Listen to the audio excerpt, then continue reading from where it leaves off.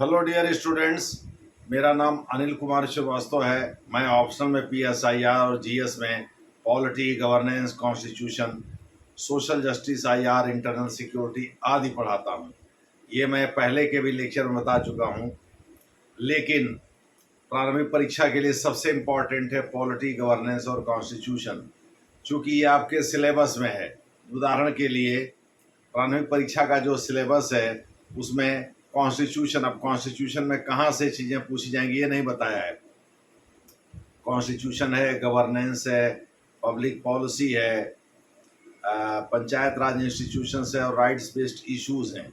ये 5 टॉपिक तो उसमें बहुत इम्पॉर्टेंट है। आप पॉलिटिकल सिस्टम एक जोड़ सकते हैं, वो भी है उसमें। एक छठवां भी है। हालांकि हम लोग का केवल प्रारंभिक परीक्षा के सिलेबस की बात नहीं करेंगे, हम लोग मुख्य परीक्षा के सिलेबस की बात भी करेंगे। प्रारंभिक परीक्षा के पूर्व में पूछे गए कुछ प्रश्न का भी जिक्र करेंगे। यानी आज का जो ये सेशन है ये मोटे तौर पर एक स्ट्रेटजी बनाने के लिए है। प्रारंभिक परीक्षा में पॉलिटी को लेकर के क्या स्ट्रेटजी बनाई जाए, तो मैं आपको बताना चाहता हूँ कि बेहतर ये होगा कि प्रारंभिक परीक्षा की तैयारी करने के लिए आप मुख्य परीक्षा को ही आधार बनाइए। मुख्य परीक्षा में कुछ टॉपिक ऐसे हैं जैसे चैप्टर 1 में, जिसको तोड़िए अभी हम बताते रहे कैसे कैसे उसमें क्या क्या पढ़ना है। और प्रारंभिक परीक्षा का जो सिलेबस है उस सिलेबस को मत देखिए, जो पूर्व में पूछे गए प्रश्न हैं उनको देखिए कहाँ से ज़्यादा प्रश्न आए हैं। तो आपको हम बताते चलें, अरुण निगवेकर कमेटी के रिकमेंडेशन पर यह नया जो मुख्य परीक्षा रिटर्न का जो सिलेबस है वह वर्ष 2013 में लागू हुआ था। उसी समय इसे रिलीज किया गया था। लेकिन अभी तक के जो लगभग 10 साल के जो ट्रेंड हैं वो ये बताते हैं कि प्रारंभिक परीक्षा में सबसे ज़्यादा प्रश्न जो है लेजिस्लेचर से पूछा गया है, यानी विधानमंडल से पूछा गया है, खास करके पार्लियामेंट से रिलेट करके, या तो लोकसभा या तो राज्यसभा। ज़्यादातर क्वेश्चन राज्यसभा से हैं या पार्लियामेंट्री डेमोक्रेसी से रिलेटेड है। कुछ एक क्वेश्चन पूछा गया है 2000 वर्ष 2017 वगैरह में जो स्टेट असेंबली से रिलेटेड है, और कुछ चीज़ें जुडिशरी से भी रिलेटेड हैं। तो सबसे ज़्यादा क्वेश्चन जो है लेजिस्लेचर से आए हैं। उसके बाद सेकंड नंबर पे आप कह सकते हैं जुडिशरी के जो महत्वपूर्ण फैसले, जैसे राजवाला केस का 2015 में निस्तारण किया था सुप्रीम कोर्ट ने, तो वर्ष 2015 या 2016 की प्रारंभिक परीक्षा में ही पूछ दिया था इसे कि भाई राइट टू वोट में राइट टू वोट का पर भी जिक्र किया था। एक्चुअली हरियाणा के लोकल बॉडीज के क्वालिफिकेशन से संबंधित था, लेकिन इसमें उसी से रिलेट करके राइट टू वोट को बोला था कि वो कॉन्स्टिट्यूशनल राइट है।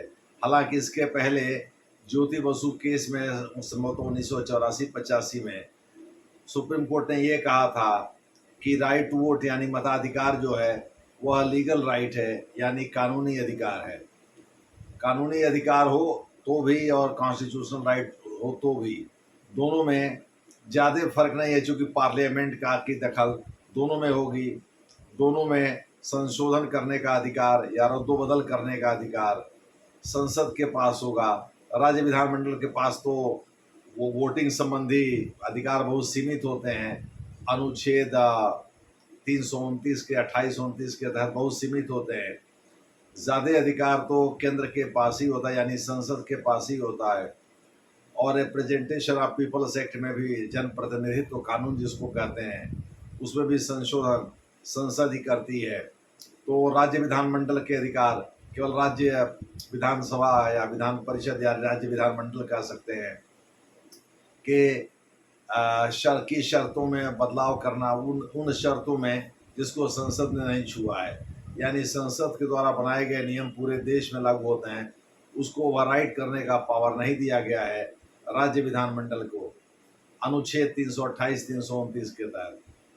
तो मोटे तौर पर आप ये कह सकते हैं कि राज्य विधानमंडल के पास मताधिकार का अधिकार बहुत सीमित होता है, मताधिकार की शर्तों में बदलाव का।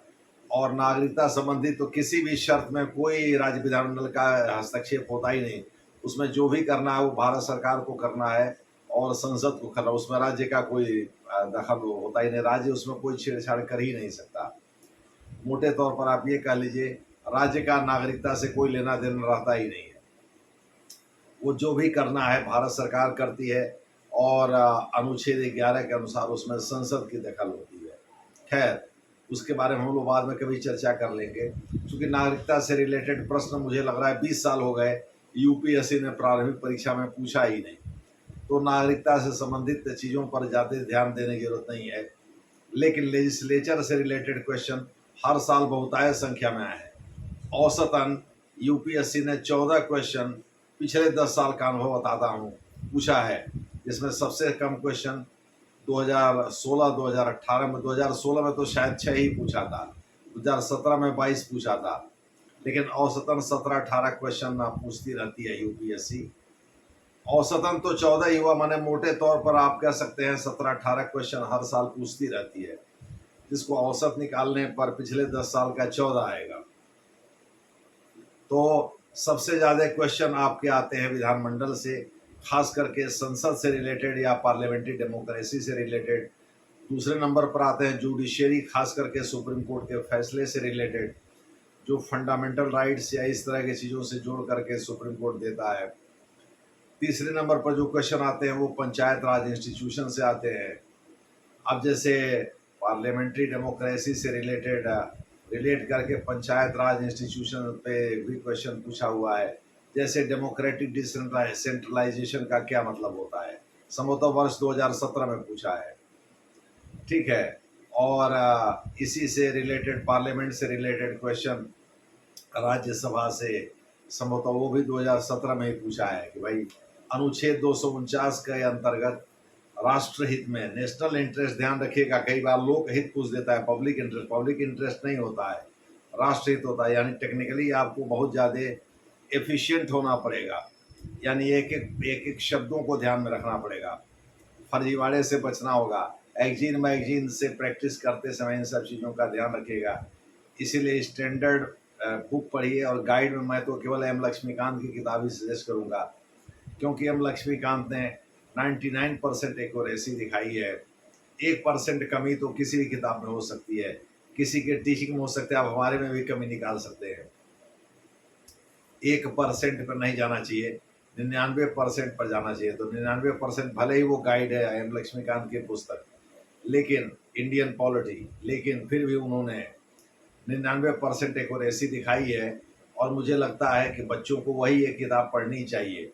कहा ही जाता है भाई सफल होने के लिए एक किताब को 20 बार पढ़ो बजाय 20 किताब को एक बार पढ़ने के। और आपको बता दें, टेक्निकल नॉलेज का मतलब यह है कि एक एक शब्द पर ध्यान दीजिए कि ये कह क्या रहा है। अब राज्यसभा राष्ट्रहित में यानी देश हित में, राष्ट्र नेशनल इंटरेस्ट दिया हुआ अंग्रेजी में, अनुच्छेद 249 के अंतर्गत एक रेजोल्यूशन संकल्प पारित करती है जो 2/3 बहुमत से होता है, और उसके बाद संसद को यानी उससे कोई कानून नहीं बनता, लेकिन संसद को अधिकार मिल जाता है कि वह राज्य सूची के किसी विषय पर कानून बनाए। अब वो कानून कितने समय तक लागू हो सकता है, कितने समय तक रहता है, कितने समय तक नहीं, उसके बारे में बाद में हम लोग चर्चा कर लेंगे। लेकिन तत्काल के लिए नेशनल इंटरेस्ट आप ध्यान में रखिए, क्वेश्चन पूछा भी हुआ है।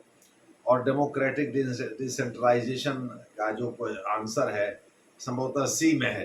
ए बी सी डी 4 विकल्प होते हैं ना, तो संभवतः सी में डेमोक्रेटिक डिसेंट्रलाइजेशन का है ऑप्शन, यानी उत्तर है ये।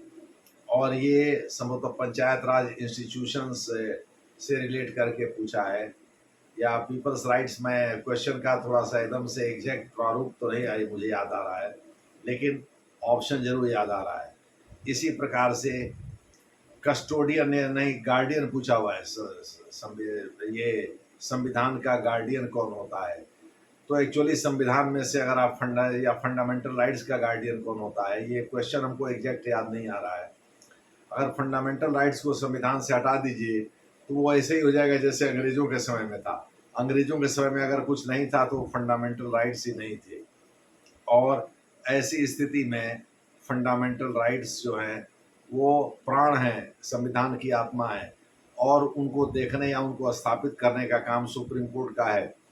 तो सुप्रीम कोर्ट ही नहीं रहेगा, यानी फंडामेंटल राइट्स की को हटा देंगे, या सुप्रीम कोर्ट को हटा देंगे तो कुछ बच ही नहीं जाएगा संविधान में। तो सुप्रीम कोर्ट फंडामेंटल राइट्स के आधार पर ही संविधान के अन्य पहलू की रक्षा करता है। तो उसमें गार्डियन पूछा हुआ है, गार्डियन शब्द का इस्तेमाल एनसीईआरटी ने किया है और कस्टोडियन शब्द का इस्तेमाल डी बसु साहब ने किया है। कस्टोडियन का मतलब होता है संरक्षक और गार्डियन का मतलब होता है अभिरक्षक। अब उसमें एक तो प्रेसिडेंट ऑफ इंडिया दिया है, एक संसद दिया है, एक सुप्रीम कोर्ट दिया है और एक शायद प्राइम मिनिस्टर दिया है या संसद जो भी है। नहीं, उसको तो प्रेसिडेंट, पार्लियामेंट, हाँ वो तो डिस्कस कर ही दिए थे। पार्लियामेंट, सुप्रीम कोर्ट और एक प्राइम मिनिस्टर शायद दिया हुआ है। तो उसमें सुप्रीम कोर्ट ऑफ इंडिया होगा। ठीक है, ये एनसीईआरटी में दिया हुआ है। एक इक्वालिटी से एक कॉन्सेप्चुअल क्वेश्चन भी है, वेलफेयर स्टेट का भी है, संभवतः ये 2015 में पूछा हुआ है और 2016 में पूछा हुआ है ये राजबाला केस का, और 2017 में पूछा हुआ है इक्वालिटी का। इक्वालिटी संभवतः 22वें नंबर का क्वेश्चन, लास्ट क्वेश्चन है। इक्वालिटी का इम्प्लीकेशन है, यानी प्रभाव क्या होता है, यानी इक्वालिटी का मतलब क्या होता है, मोटे तौर पर आप समझ लीजिए। एब्सेंस ऑफ प्रिविलेजेस, यानी समानता का मतलब है विशेषाधिकारों की अनुपस्थिति अगर होगी तभी संविधान की नज़र में सब लोग बराबर होंगे। ये कॉन्सेप्ट आपको क्लास में बताया जाता है और इसको ठीक से ध्यान से सुनना है। तो जो प्रारंभिक परीक्षा का सिलेबस है, फिर से रिमाइंड कर दे रहा हूँ, वो 5-6 भागों में बटा हुआ है और उसमें वो बहुत वेग है, अस्पष्ट है। दूसरे शब्दों में अब संविधान में कहाँ से क्या चीज़ पढ़े, तो ज़्यादातर लेजिस्लेचर पर जो क्वेश्चन का पैटर्न उसको देखने से लगता है विधानमंडल पर, खास करके केंद्रीय विधानमंडल पर, यानी लोकसभा राज्यसभा से रिलेटेड। यूपी पीसीएस में भी यही पूछा है। अब जैसे वहाँ पूछ दिया है कि ज्वाइंट सेशन की को प्रिजाइड कौन करता है अगर स्पीकर ना रहे तो स्पीकर ना रहे तो अनुच्छेद 108 के अंतर्गत साधारण विधेयक पर जो राज्यसभा के साथ जनरली लोकसभा का मतभेद होता है या किसी भी सदन का मतभेद होता है, उसको हल करने के लिए राष्ट्रपति ज्वाइंट सेशन बुलाता है।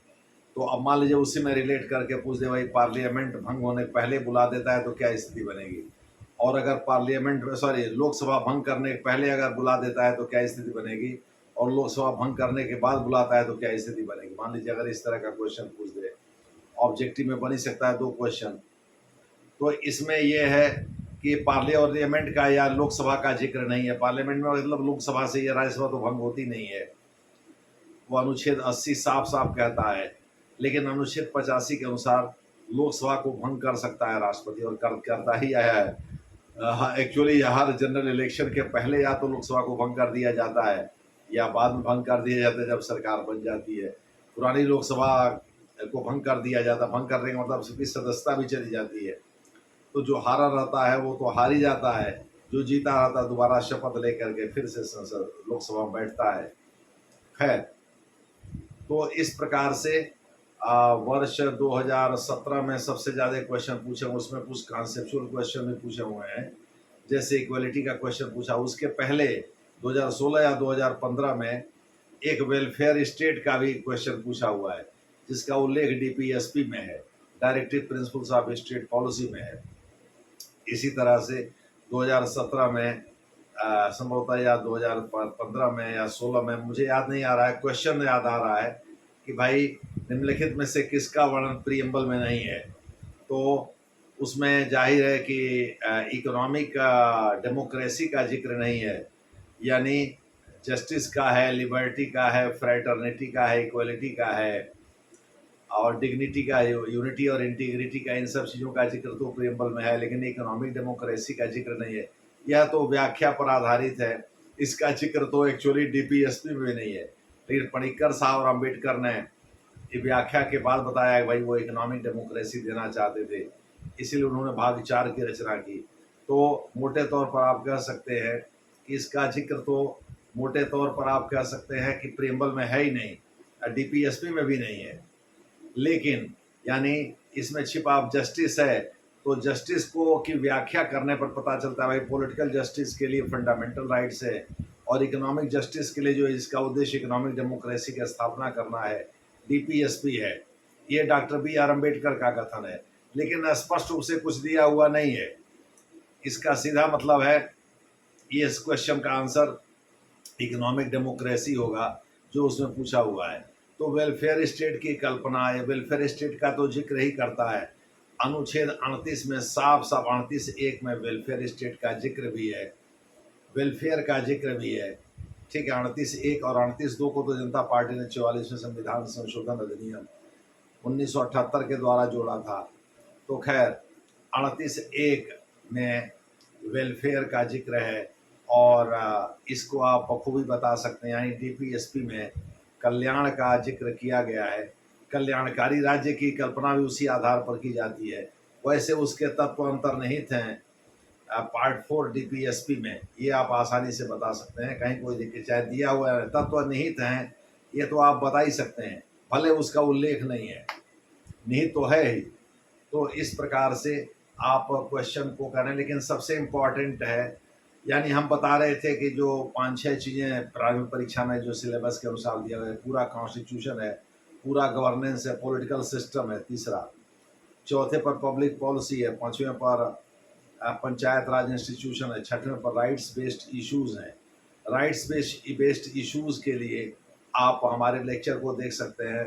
महिलाओं के अधिकार, अल्पसंख्यकों के अधिकार, बच्चों के अधिकार, SC ST के अधिकार, OBC के अधिकार, हमने 6 आयोग का भी डिस्कशन किया है और राइट्स टू इंफॉर्मेशन एक्ट का भी जिक्र किया है। इसमें केवल फंडामेंटल राइट्स ही रह गया है जिक्र करना। फंडामेंटल राइट्स थोड़ा सा बोर्ड पर डायग्राम बनाना है तो उसका जिक्र बाद में करेंगे। तो आप कह सकते हैं मोटे तौर पर कि जो सिलेबस है प्रारंभिक परीक्षा का वो थोड़ा सा वेग है, अस्पष्ट है। मैंने मोटे तौर पर आपको पैटर्न देखना पड़ेगा क्वेश्चन का, तभी पता चलेगा कहाँ से ज़्यादा क्वेश्चन आ रहे हैं। लेकिन मुख्य परीक्षा का थोड़ा और ज़्यादा वेग है, 1-2 टॉपिक। अब जैसे सिग्निफिकेंट प्रोविजन चैप्टर नंबर 1 में दिया हुआ है, 9 चैप्टर हैं कुल पॉलिटी और गवर्नेंस से रिलेटेड। इसमें जीएस पेपर सेकंड में, लेकिन उसमें सेकंड के चैप्टर नंबर 1 में एक सिग्निफिकेंट प्रोविजन यानी महत्वपूर्ण प्रावधान है। अब उसमें क्या क्या चीज़ें आएंगी ये यूपीएससी ने कभी नहीं बताया, लेकिन मुख्य परीक्षा में क्वेश्चन पूछती रही है। अब जैसे उसमें फॉर्मेशन ऑफ स्टेट भी आपको पढ़ना है, सिटीजनशिप भी पढ़ा रहा है, सिटीजनशिप से क्वेश्चन आते नहीं है, लेकिन सीएए को लेकर के काफ़ी कंट्रोवर्सी रही है, तो हो सकता है कि यूपीएससी इस पर क्वेश्चन पूछ दे। ठीक है, तो आप कह सकते हैं कि इसमें पहले नंबर फॉर्मेशन ऑफ स्टेट्स पढ़िए, बल्कि उसके पहले प्रियम्बल पढ़ ली, preamble, formation of state, citizenship, fundamental rights, DPSPs, इतनी चीज़ें अगर आप पढ़ लेंगे तो सिग्निफिकेंट प्रोविज़न जो दिया हुआ वो कंप्लीट हो जाएगा। मुझे लग रहा है कि यूपीएससी ने टॉपिक तो दे दिया, लेकिन वो सिग्निफिकेंट प्रोविजंस में कौन कौन चीज़ें आएंगी ये नहीं दिया। इसी प्रकार से फीचर्स दे दिया है, फीचर्स में क्या क्या पढ़ेंगे, यानी विशेषताओं में क्या क्या पढ़ेंगे। भाई फिलॉसफी ऑफ द कॉन्स्टिट्यूशन पढ़ेंगे, वैल्यू सिस्टम पढ़ेंगे, या विशेषताएं पढ़ेंगे। फीचर्स तो बहुत सारे तरह के होती हैं भाई। कैबिनेट की व्यवस्था जो है, जो होती है पार्लियामेंट्री डेमोक्रेसी में, वो बहुत इम्पोर्टेंट फीचर है। लेकिन फीचर में क्या क्या पढ़ेंगे तो उसने नहीं बताया। मेरा मानना है इसमें फेडरल फीचर्स को पढ़ लेना ज़्यादा अच्छा रहेगा, और उसमें लोगों को ओपिनियन, अब जैसे कोऑपरेटिव फेडरलिज्म नाम किसने दिया है भारतीय संघीय ढांचे को, तो ग्रानविले ऑस्टिन एक अमेरिकी कॉन्स्टिट्यूशनल एक्सपर्ट थे, उन्होंने ये नाम दिया है। कुछ दिन पहले, मुझे लग रहा है वर्ष 2016-17 में इनका देहांत हो गया था। खैर वो देखना पड़ेगा कि ईयर एग्जैक्टली क्या है। ग्रैनविले ऑस्टिन इनका नाम है। इन्होंने कोऑपरेटिव फेडरलिज्म का नाम दिया है और स्ट्रॉन्ग केंद्र के बारे में बताया है। केसी वेरे साहब ने, वो तो क्वाजाई फेडरल सिस्टम ही कहते हैं, और आइवर जेनिंग साहब ने भी स्ट्रॉन्ग सेंटर की बात की है। यानी वो ब्रिटेन से की तरह से देखते हैं भारत में, भले संघीय ढांचा है लेकिन यहाँ केंद्र की ओर झुका हुआ है संविधान, ऐसी बात वो कहते हैं। सेंट्रलाइजिंग टेंडेंसी की बात करते हैं। खैर, तो इस प्रकार से सबके विचार आपको जानने होंगे। अलेक्जेंड्रोविच और डीडी बसु ने इसका घोर विरोध किया है, और वो पॉलिटिकल सिस्टम या जो पार्टी सिस्टम राज्यों में जो अलग अलग विरोधी दलों की सरकारें होती हैं, और यहाँ राष्ट्रपति शासन लगने की व्यवस्था तो काफ़ी कम हो गई है बम्बई केस के बाद। ये तो सुप्रीम कोर्ट ने मुंबई केस में इतनी बातें सरकारी आयोग वगैरह को लेकर के कह दी है कि अब राष्ट्रपति शासन लगाना किसी राज्य में मुश्किल भरा है। इसीलिए कोविंद कमेटी के रिकमेंडेशन में भी ये है कि जिन राज्य सरकारों की मियाद पूरी हो जाए वो उसको बढ़ा दिया जाए, बजाय इसके राष्ट्रपति शासन लगाने के। वही तो आशंका थी विरोधी दलों को कि भाई कहीं ऐसा ना हो कि राष्ट्रपति शासन लगा के केंद्र इनडायरेक्टली अपना शासन लगा दे और वो शासन करने लगे और वो माहौल केंद्र के पक्ष में बनाना शुरू कर दे।